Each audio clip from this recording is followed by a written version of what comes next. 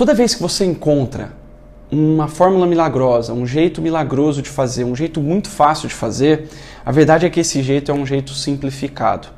E quando você pega um jeito simplificado, você nunca consegue tirar 100% de aproveitamento disso. Por quê? Porque o modo simplificado, ele é criado para amadores.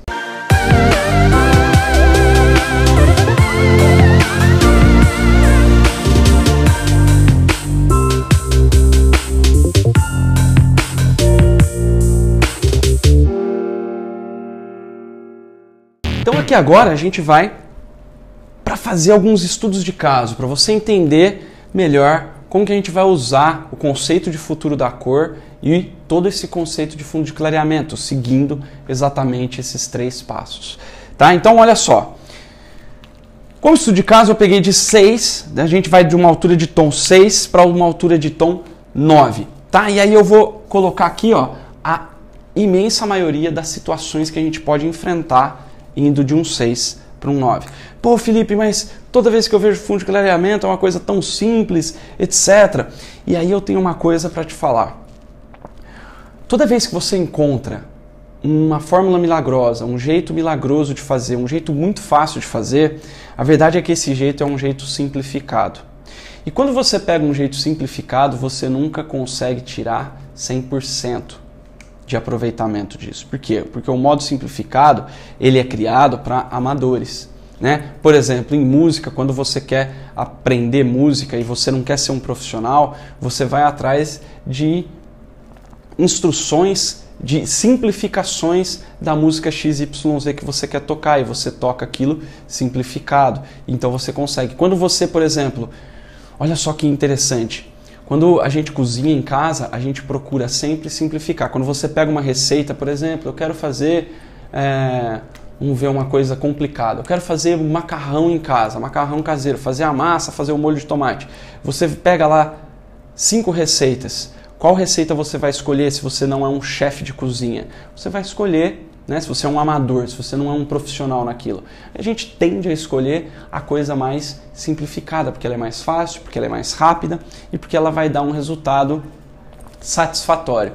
Agora, quando você é profissional naquilo, pega um chefe de cozinha, por exemplo.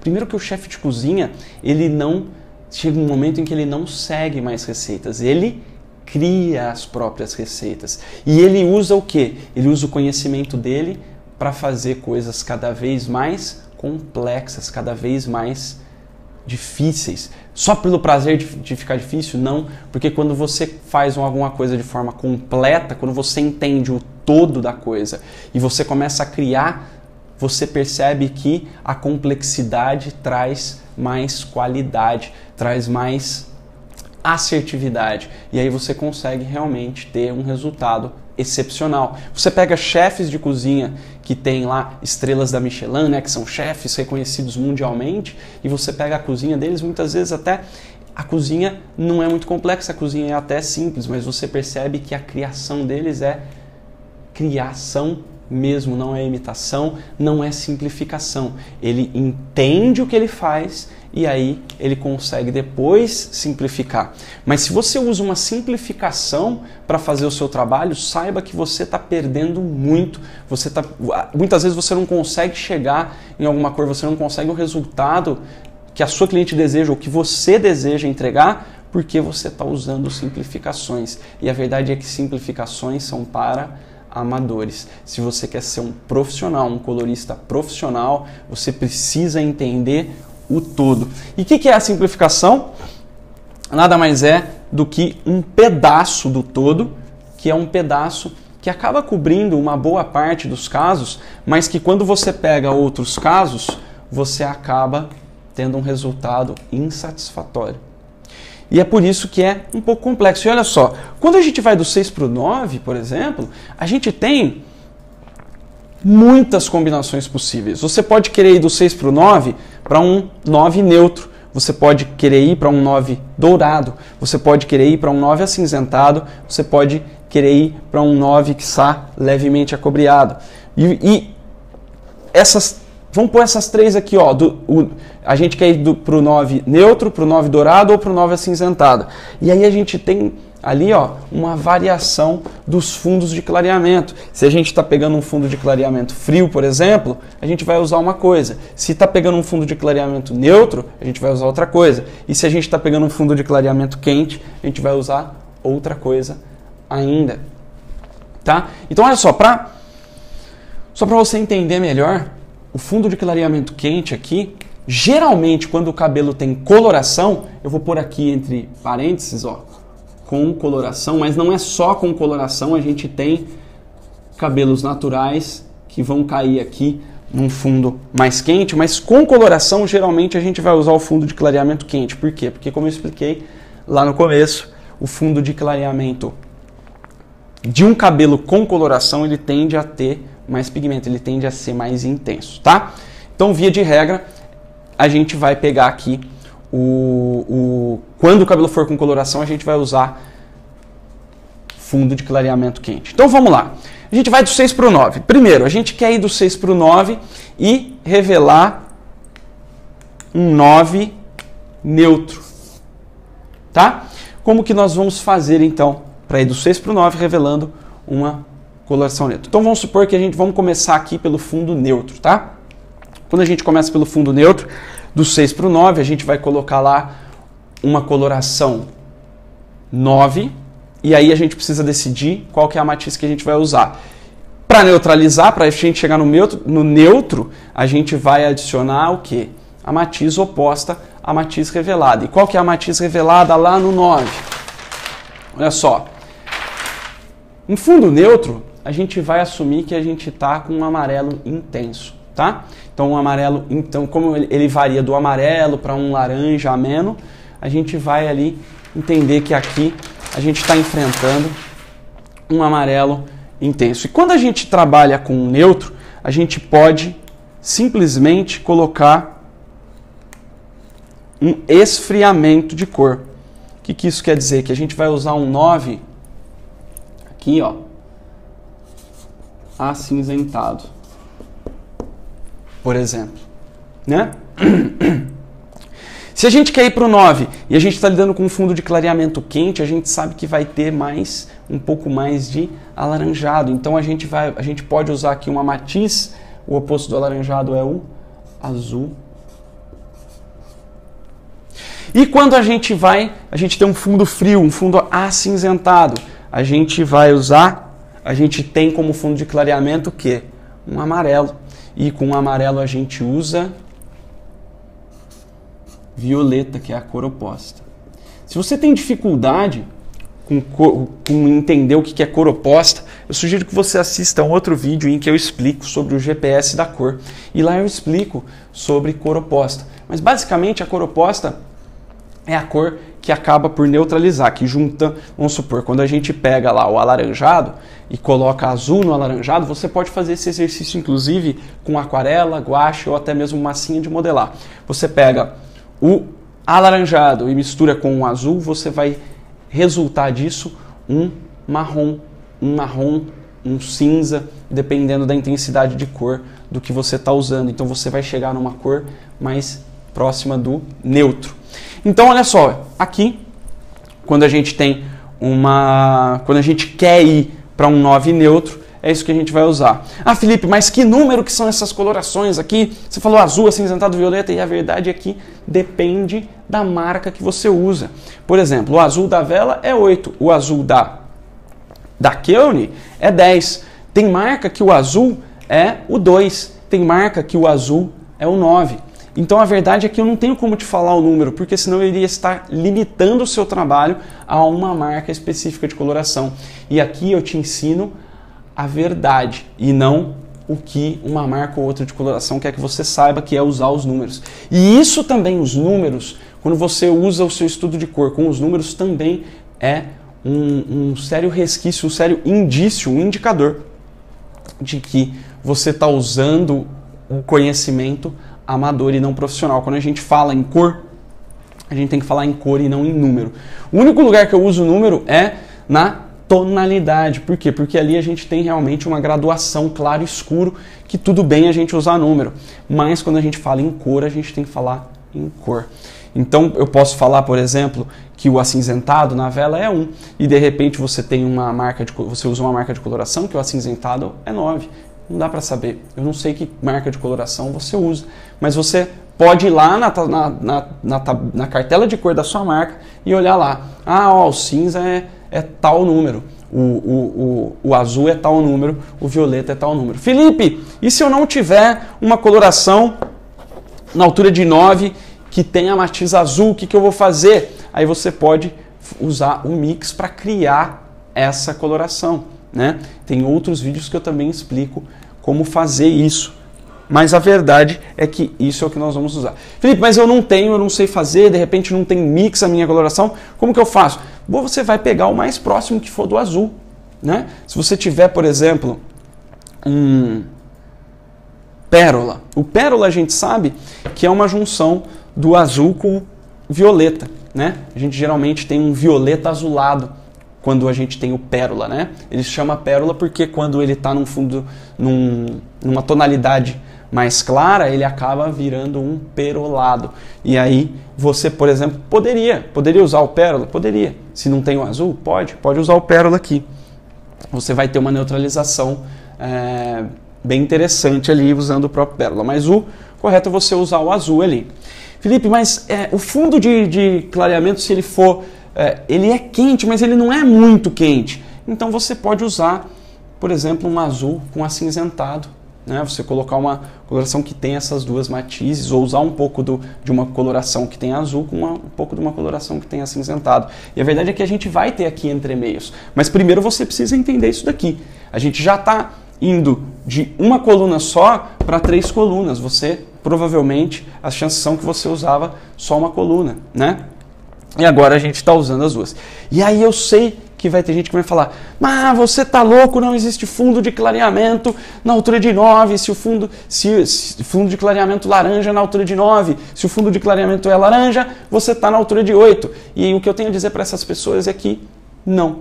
Na verdade, muitas vezes eu estou na altura de 9 e tenho sim um residual alaranjado. E tudo bem você querer acreditar que na verdade você está em 8, mas a verdade é que o fundo de clareamento não é uma ciência precisa e aqui a gente está tentando precisar o máximo possível. Então, sim. E quer ver uma outra prova de que isso realmente acontece, que a gente realmente chega numa tonalidade 9 com residual alaranjado? Uma grande multinacional, por exemplo, como a Vela, por que será que ela iria criar uma coloração na altura de 9 com matiz azul? Se isso não tivesse utilidade nenhuma. A verdade é que a única coloração que a Vela tem, que é com matiz azul, é uma coloração na altura de tom 9. Ela não tem azul na altura de 8, ela não tem azul na altura de 7, ela não tem azul na altura de 10, ela tem azul na altura de 9. Por quê?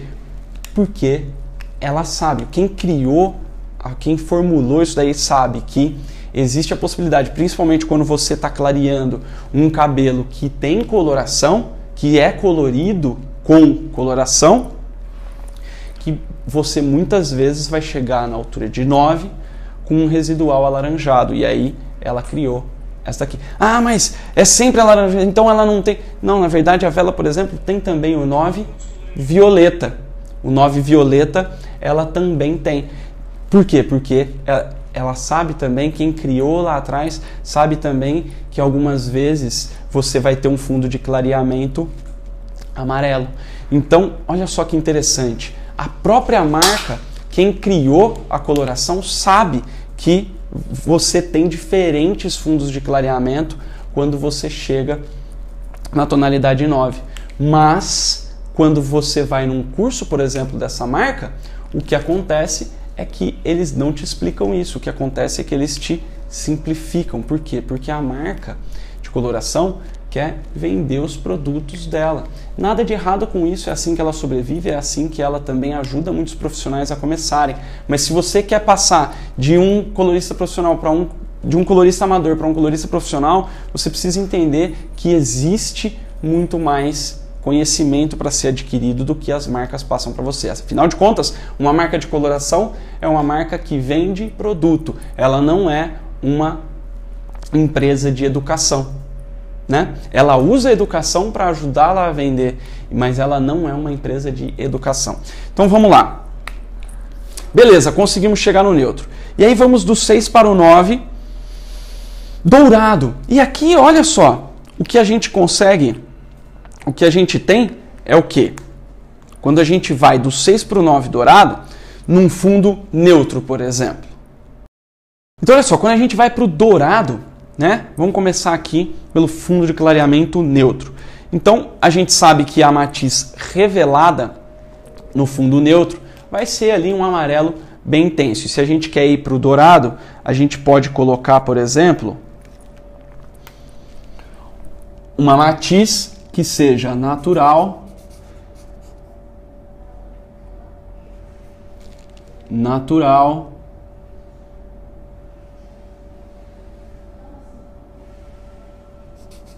acinzentada. Como assim natural acinzentada? Porque é o seguinte, se a gente tem um dourado intenso, se a gente tem um amarelo muito intenso, se a gente não usar um pouquinho de acinzentado, a gente não vai conseguir dourar essa cor. O que vai acontecer é que vai revelar realmente aquele amarelão gema. Então a gente precisa de um pouquinho de acinzentado. Mas como assim? Aqui é acinzentado, aqui natural acinzentado. Você vai fazer, por exemplo, existem várias marcas que usam, por exemplo, o 9 barra ou ponto ou vírgula, 9 barra 0, tchananã, né? Que ele tem um pouco, que ele usa a base com um pouquinho de uma matiz diferente.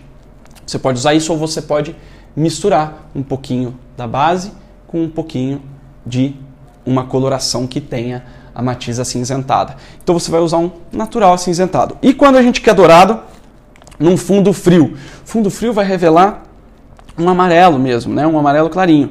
Então a gente pode aqui, com tranquilidade, colocar o natural. O que é o natural? É a base. É o barra 0.0,0.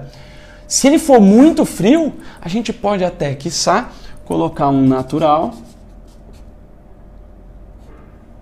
dourado, porque a gente quer dourar esse cabelo, né? Então a gente pode pôr ali, mesma coisa que a gente vai pôr um natural acinzentado aqui, para dar uma leve quebrada, a gente pode pôr um natural dourado se esse fundo for muito frio. Se você vê que é realmente um cabelo muito acinzentado, você vai pegar e fazer isso daí. E quando for o fundo quente, aí a gente vai usar aqui, a gente vai usar um acinzentado natural. Por que acinzentado natural? Porque eu não quero neutralizar, né? A gente não vai usar azul aqui ou violeta porque eu não quero neutralizar totalmente o amarelo. O que eu quero é dar uma quebrada. Então aqui, se eu colocar, por exemplo, 20 gramas de natural e 10 gramas de acinzentado, aqui eu vou inverter. Eu vou colocar 20 gramas de acinzentado e 10 gramas de natural. E aí você vai conseguir revelar essa matiz dourada, né? Lembrando que o dourado, ele não é amarelo, né? O dourado, ele é a mistura das três cores primárias, ou seja, ele tem um pouquinho de azul e tem um pouquinho de vermelho, mas a imensa maioria, a maioria da concentração, a concentração maior dessa cor é amarelo. Então, aqui a gente conseguiu chegar num 9 dourado. E aí, vamos para o 9 acinzentado? Vamos. E aqui começa uma diferenciação que é, aqui ó, a gente vai usar neutralização futura mais matização futura. O que é isso, Felipe? Aqui, ó, quando a gente precisa passar, e isso no vídeo do GPS da cor eu explico bem, mas só para você entender, quando você vai passar de uma cor que é quente para uma cor fria, a gente precisa neutralizar essa cor e superpigmentar. Então aqui eu vou te mostrar mais ou menos como a gente vai fazer para conseguir chegar num 9 acinzentado. Que a gente vai passar do fundo de clareamento, que geralmente revela uma cor quente, para uma cor fria. Então a gente vai, olha só, a gente tem aqui frio e quente. Para a gente ir do quente para o frio, a gente passa pelo meio, ou seja, a gente neutraliza e esfria ainda mais. Então vamos lá. 9 acinzentado. Se for um fundo de clareamento neutro, então a gente vai usar lá a matiz oposta, que é, olha só, a gente já tinha definido que era o acinzentado. Então aqui a gente vai pôr, ó, cinza.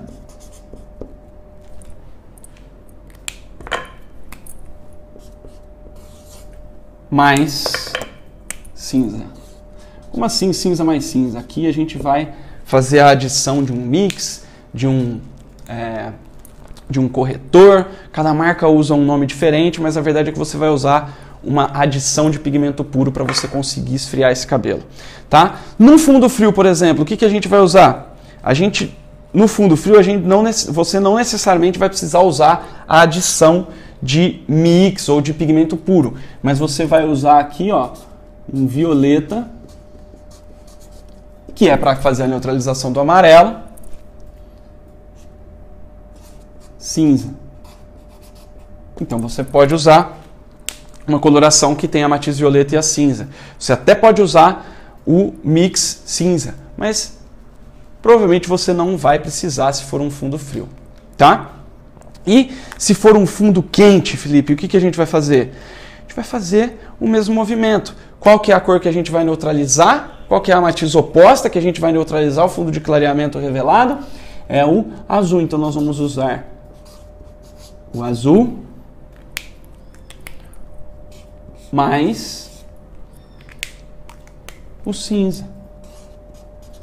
Ah, mas vai usar cinza em todo lugar? Sim, por quê? Porque o cinza é o que a gente quer chegar. Então, o azul vai neutralizar, deixar o cabelo neutro. E aí, é só a gente adicionar o cinza, que ele vai para o acinzentado que a gente quer. Né? A mesma coisa aqui. A gente usa o cinza, que é para neutro, porque aqui no fundo neutro a gente tem um pouco de amarelo, um pouco de alaranjado, e o cinza vai esfriar levemente essa cor, vai neutralizar a temperatura, e a gente joga mais cinza para ele ficar acinzentado. E aqui é a mesma coisa, a gente joga o violeta para neutralizar e o cinza para trazer para o cinza. Então olha só, aqui ó, você percebe que depende muito para onde você vai, e depende muito de onde você está partindo, né, de qual que vai ser esse fundo de clareamento. Você tem fórmulas completamente diferentes uma das outras. E aí o cara vai lá e te explica só isso aqui, ó. E aí se você usar isso aqui para esse caso aqui, você não vai conseguir. Não vai funcionar, você não vai ter resultado. O seu resultado vai ficar ruim. E sabe o que é pior? É que geralmente o que te ensinam é só isso aqui. Ou só isso aqui. Ou só isso daqui. E os outros casos? Você vê aqui a gente teve 3, 6, 9. São 9 fórmulas diferentes para casos para ir do 6 para 9. E que depende de onde você quer chegar e de qual que é esse fundo de clareamento. E aí você pega um cara que te ensina isso, um cara que te ensina isso, um cara que te ensina isso. E aí você fala, meu Deus, o que eu vou fazer? Tem 4, 5, 10 coisas diferentes. E a verdade é que uma pessoa está falando desse caso, a outra pessoa está falando desse caso, a outra desse, a outra desse, a outra desse. E você não consegue ter a visão geral. Percebe como, quando a gente é profissional, quando você é profissional e consegue ver o todo, tudo fica muito mais fácil. Ah, mas eu ainda não entendi essa coisa aqui. E tá tudo bem, é só a gente ir estudando. Aos poucos isso aqui se torna natural para você. E a verdade é que quando alguém responder alguma coisa lá no Facebook, falar, não, usa tal cor assim, assim, você vai saber verificar se isso dá certo ou não, fazendo um estudo parecido com esse. Tá? E eu quero te propor aqui uma atividade de estudo para isso aqui. Eu quero que você vá e faça, pegue um caso recente seu, que não deu certo, tá? Que não deu completamente certo, e faça esse estudo desse jeito que eu estou fazendo aqui. E se você quiser postar ou me enviar isso daí para eu dar uma olhada, eu posso, inclusive, te ajudar nisso e até mesmo responder aí os comentários. Então, deixa aqui no comentário o seu estudo, ou mande para a gente, mande para a Academy aqui, porque a minha equipe vai ver, eu vou ver, e de repente até isso pode virar um estudo de caso para te ajudar com com esse seu caso que não deu certo. Mas as chances são que quando você fizer esse estudo desse jeito aqui que eu estou fazendo, do 6 para o 9, com o seu caso, com o caso difícil que você tem, é bem provável que enquanto você estiver construindo essa tabelinha aqui, você descubra qual foi o problema desse seu caso. Tá? Então essa é a atividade para você fazer e postar aqui nos comentários depois. É uma atividade que você tem que sentar com calma, colocar tudo isso ali num papel mesmo para você conseguir vislumbrar, tá? E aí dessa atividade você vai entender onde foi o seu erro provavelmente. Vamos que vamos. E olha só, tem ainda algumas coisas que podem... desculpa, gente, senão depois vocês vão me trucidar, né? Oxidante. Qual que é o oxidante que eu vou usar para cada um desses casos aqui? Olha só, a gente está indo do 6 para o 9. Isso quer dizer que a gente está abrindo 3 tons. Então aqui, ó, 3 tons. A gente vai usar 30 ou 40 volumes, tá? 30 volumes consegue clarear 3 tons? Consegue. Só que para clarear 3 tons com 30 volumes, você vai precisar deixar o tempo máximo que o seu fabricante fala. Com 40 volumes, você pode deixar o tempo mínimo. Eu prefiro sempre trabalhar com um oxidante menos concentrado e trabalhar um pouco melhor no tempo. Então aqui a gente vai usar o oxidante de 30 volumes, deixando o tempo máximo, tá? Existe também esse quesito aqui químico que você precisa conhecer, que é qual que é a diferença das volumagens? A diferença é a capacidade de oxidação que cada um dos oxidantes tem. E a gente pode compensar, por exemplo, se a gente tem 30 volumes, ela tem menos poder de oxidação que a de 40 volumes, mas se você deixa um tempo a mais, ela acaba sendo, quanto mais fraco o oxidante, mais estável ele tende a ser, e aí é por isso que eu prefiro usar o de 30 volumes por um pouco mais de tempo, pelo tempo máximo que o fabricante fala para você usar a sua coloração, ao invés de usar o 40 volumes, que de repente pode me trazer alguns probleminhas, como um efeito soufflé leve e acabar prejudicando aí o meu resultado final. Mas isso é um assunto para um outro vídeo. Aqui na verdade a gente vai usar os 30 volumes, que a gente consegue clarear esses 3 tons aí com tranquilidade. Vamos lá então. Existem ainda algumas coisas que podem atrapalhar isso, né? Eu preciso te falar isso porque de repente você vai usar, vai fazer a tabelinha, vai ficar legal, você vai conseguir ver o seu erro onde estava, vai lá e vai aplicar e bumba!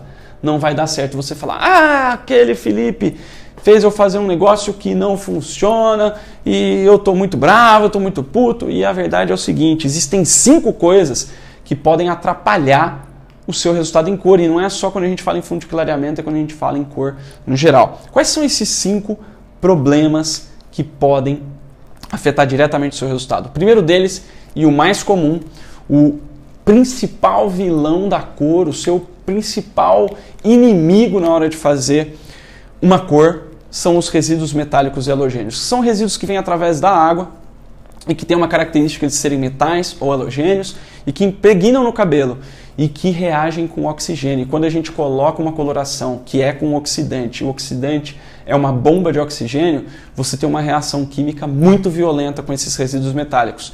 E o cabelo é pego no fogo cruzado. Como essa reação é muito violenta, o cabelo acaba sendo destruído. E não só isso, os resíduos metálicos, quando eles oxidam, eles tendem a revelar cores, as cores que eles têm. Então, muitas vezes você vai ter chumbados por causa de resíduo metálico e halogênio, você vai ter cabelo que não vai pegar a coloração por causa de resíduo metálico e halogênio, e você vai ter, de repente, cabelos que vão ficar pretos e pretejarem. Se você já passou por isso, você sabe do que eu estou falando, que é quando você coloca, por exemplo, uma coloração 7 num cabelo e esse cabelo fica preto. Por quê? Porque houve uma superoxidação do oxidante com esses resíduos metálicos que acabou revelando uma pigmentação muito escura, e essa pigmentação é extremamente difícil de retirar porque ela contém ali os metais que não vão deixar você tirar esse pigmento, nem com descolorante, nem com clareamento, nem com nada. Então, o primeiro passo aqui, ó, é você prestar bastante atenção nos resíduos metálicos e halogênios e fazer um detox quelante, que é um procedimento específico para quelação desses resíduos metálicos, né, para retirar esses resíduos metálicos. Você tem que fazer o detox quelante antes de começar o seu serviço de coloração. Detox quelante, eu tenho um passo a passo do detox quelante para te ajudar, que você pode usar com as marcas que você tem aí no seu salão. Se te interessar, é só você pedir ou ir lá no meu Facebook, no meu YouTube, que tem lá um lugar, um dos vídeos que eu falo um pouquinho sobre os resíduos metálicos e halogênios, e tem também o link lá para você baixar se você quiser. E o segundo grande vilão que pode te atrapalhar muito também é um outro tipo de resíduo, que são os resíduos de petróleo. Resíduos de petróleo, Felipe? Os resíduos de petróleo, geralmente, derivados de petróleo, são usados muito para se fazer creme sem enxágue, leave-ins e até alguns produtos de tratamento usam esse tipo de derivado de petróleo, tá? Mas esse daqui, ele é mais simples você eliminar, que basta você lavar o cabelo antes de fazer a coloração. Felipe, mas se eu lavar o cabelo, existe aquela coisa que antigamente acreditava-se que tem que fazer no cabelo sujo e etc. A verdade é que não, a verdade é que você vai lavar o cabelo e vai se proteger de ter esse resíduo de petróleo. Como você vai fazer a partir de agora o detox quelante em todas as colorações que você for fazer, você nem precisa se preocupar tanto com ele, por isso que eu falo tão pouco dele, porque se você usa o detox quelante quando deve ser usado, o próprio detox quelante já vai tirar esse residual dos derivados de petróleo, tá? Então, pode lavar o cabelo antes da coloração, não só pode, como deve. Terceiro ponto que pode ser um grande inimigo para você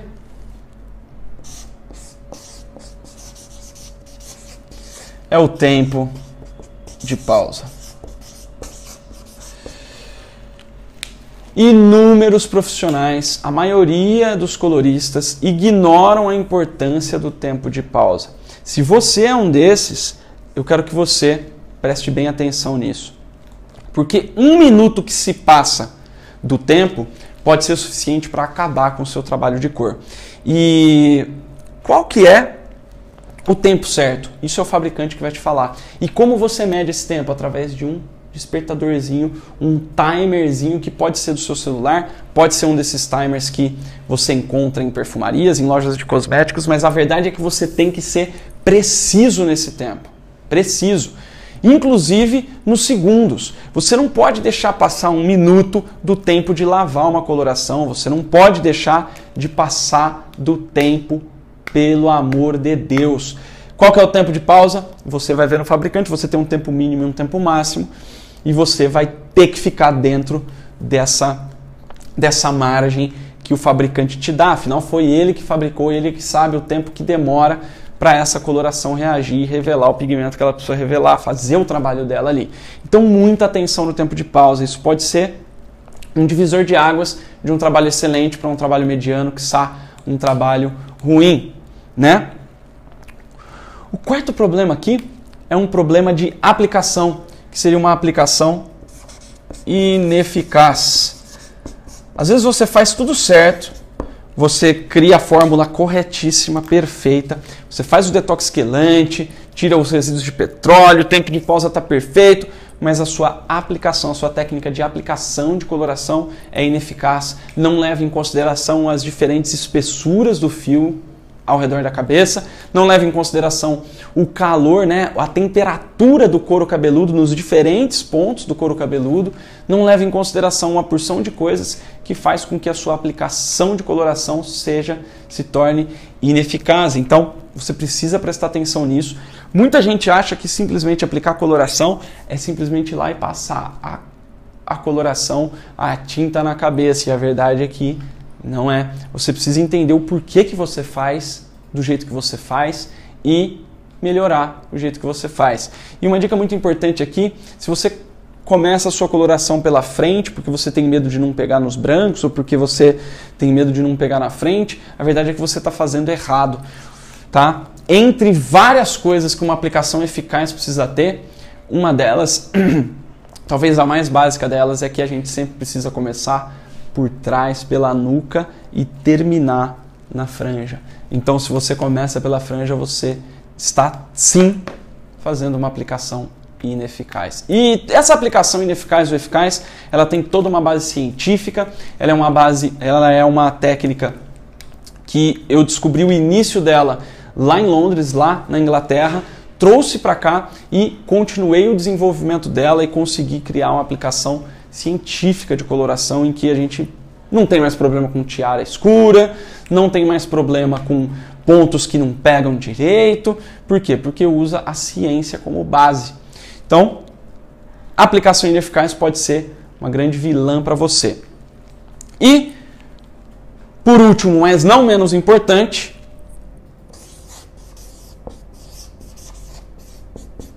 saúde capilar. Se o cabelo está com uma saúde prejudicada, se o cabelo está muito poroso, se o cabelo está quebrando, se o cabelo está muito ressecado, isso pode influenciar diretamente no seu resultado do trabalho de cor. Por quê? Porque quando o cabelo está em condições ideais, quando ele está saudável, ele reage melhor, ele reage do jeito que ele tem que reagir. Quando o cabelo está com uma saúde capilar ruim, quando ele está danificado, etc., ele reage diferente. Ou ele demora mais para reagir, ou ele reage rápido demais. E você já deve ter enfrentado alguma dessas situações, por exemplo, de você colocar coloração e o cabelo já chumbar, ou já ficar muito escuro, ou, enfim, ele não reagir do jeito que deveria. E aí, como que a gente faz para evitar isso aqui? A gente tem que sempre tratar do cabelo da nossa cliente e dizer isso constantemente para ela, fazer com que ela use bons produtos, fazer detox quelante periodicamente e sempre usar produtos adequados. Mais importante do que usar produtos bons é usar produtos adequados. Eu posso, por exemplo, ter uma recuperação de saúde capilar muito melhor com um produto extremamente barato, que não tenha tanta tecnologia, que seja barato, mas indicando o que aquele cabelo realmente precisa, do que, por exemplo, uma outra pessoa que não faz a indicação adequada e que usa o produto mais caro do mercado. O que eu quero dizer com isso? Eu quero dizer que quando o cabelo precisa de reconstrução e você coloca nutrição, você pode pôr a melhor nutrição do mundo, que não vai adiantar, não é isso que o cabelo precisa. Ao passo que se você põe uma reconstrução super barata, ele vai funcionar muito melhor do que a melhor nutrição do mundo num cabelo que não precisa de nutrição. Né? É a mesma coisa que você montar uma hamburgueria num bairro que é de veganos. Você vai estar vendendo a coisa errada para as pessoas erradas. É a mesma coisa, se você põe um negócio que o cabelo não precisa e não põe o que ele precisa, você pode estar usando o melhor do mundo, pode ser o melhor hambúrguer do mundo, esse cabelo, se ele estiver num ponto em que ele não precisa daquilo, ele não vai adiantar praticamente nada. Tá? E isso também é um dos pré-requisitos que eu falo que o cronograma capilar ele é perigoso e ele não funciona direito, ele não funciona tão bem quanto uma UTI do cabelo, quanto um acompanhamento de saúde capilar por um profissional, porque esse negócio de cronograma capilar foi criado por amadores. Se você é um profissional ou quer ser um colorista mais profissional, você precisa começar a pensar em saúde capilar e parar de pensar em simplificações, lembra que eu falei? Então vamos lá. E olha só, se tudo isso não é novidade para você, se você já sabe de tudo isso ou já sabe da maioria dessas coisas, o que eu quero falar com você agora é sobre uma dica avançada, tá? E essa dica avançada funciona da seguinte maneira. E essa dica avançada tem a ver com a proporção de mistura.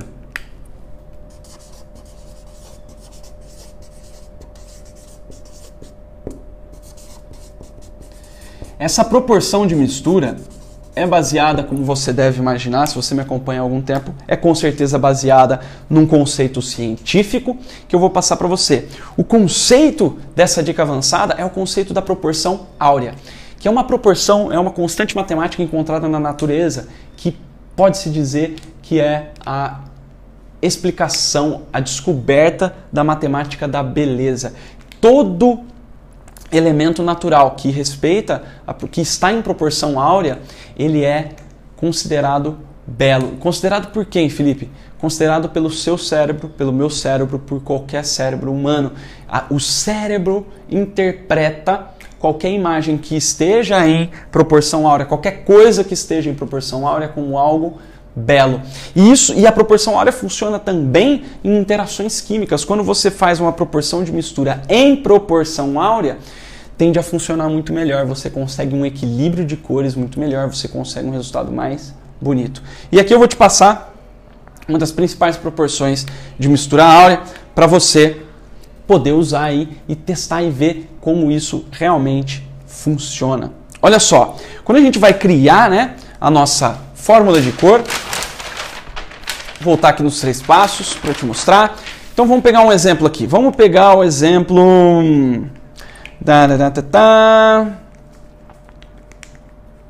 Vamos pegar o exemplo do cinza mais cinza, do azul mais cinza aqui, tá? Então a gente vai para o 9, azul mais cinza. Olha só. A gente vai pegar aqui, ó, qual que é a matiz principal? Vamos por aqui que é o 9, né? Tom é o 9. Qual que é a matiz principal? A matiz principal vai ser azul.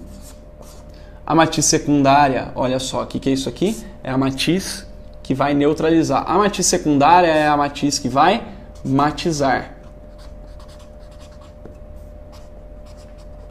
Neutralizar, né, o nosso fundo de clareamento. E aqui a matiz secundária vai matizar, que é o cinza. E o oxidante, que no caso, né, que é o que vai definir o clareamento que a gente vai ter. Lá no nosso estudo de caso a gente usou de 30 volumes e aqui não importa muito, o que eu quero te mostrar é a proporção. E a proporção vai ser a seguinte: a matiz principal você vai usar 25 gramas, a matiz secundária você vai usar 15 gramas e o oxidante você vai usar 50 gramas. Desse jeito você tem uma fórmula de cor em proporção áurea. Se você somar aqui 25 mais 15, você vai ter 40 gramas e aqui 50 gramas de oxidante. Muitos vão me perguntar, e a maioria das marcas de coloração usam a proporção de 1 para 1, e a pessoa vai me perguntar: Felipe, mas como a marca de coloração fala para usar tantos gramas, isso vai dar errado, e etc. E a verdade é a seguinte: a verdade é que a marca de coloração, ela criou tudo que ela criou também baseado numa coisa química, sim, tem embasamento, tem, só que ela não conhece.